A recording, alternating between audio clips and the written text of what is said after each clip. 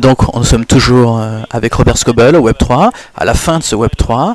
Ça vous a plu? Oui, beaucoup. C'était vraiment super comme conférence. Quelles sont les choses les plus intéressantes que vous avez vues? Eh bien, se balader en BMW, par exemple, avec Jeff Lavé. Vraiment? Non, je déconne. Non, mais voilà, c'était avec une navette, ils nous ont baladé en BMW. Voilà, c'était super. Non, ce qui m'a vraiment plu...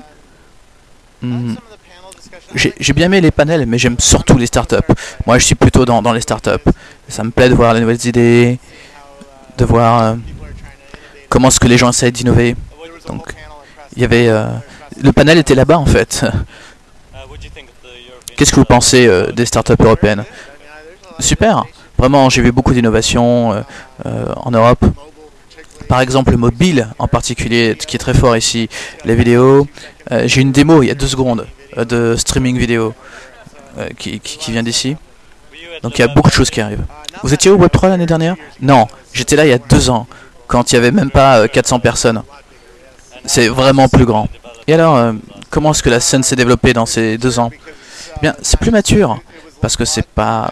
Avant c'était le blog, et maintenant c'est beaucoup plus global. C'est vraiment une conférence internationale. Et Loïc a fait vraiment un boulot incroyable en créant cette conférence.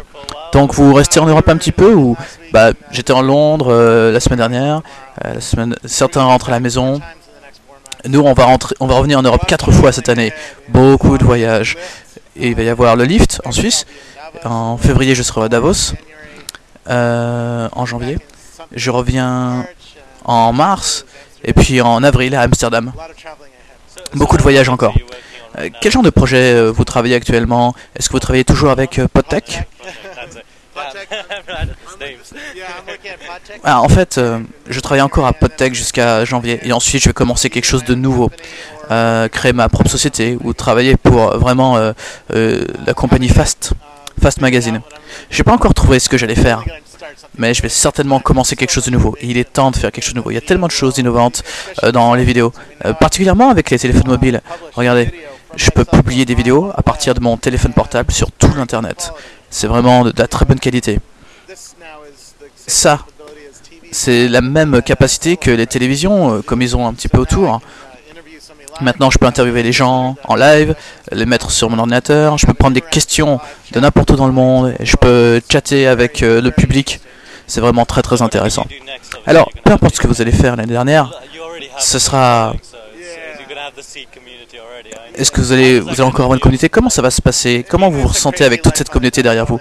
C'est vraiment incroyable. Quand j'ai commencé le blog, en 2000, je n'ai jamais pensé que j'allais avoir autant de gens qui me suivent. À ce point-là, je n'avais jamais expérimenté ce genre de choses. Vous savez, j'ai été... avec John Arbor, dans l'avion de John Arbor quand il a annoncé qu'il allait se présenter comme président. J'ai travaillé pour Bill Gates, j'ai interviewé. J'étais quelqu'un de très visible dans la famille Microsoft. Ça a été vraiment incroyable. Maintenant, bloguer devient de plus en plus important. Le blogging est de plus en plus important. Il y a encore plus de choses nouvelles autour des blogs. Par exemple, partage de photos avec Flickr. On a Twitter avec le microblogging. On a Ponzi.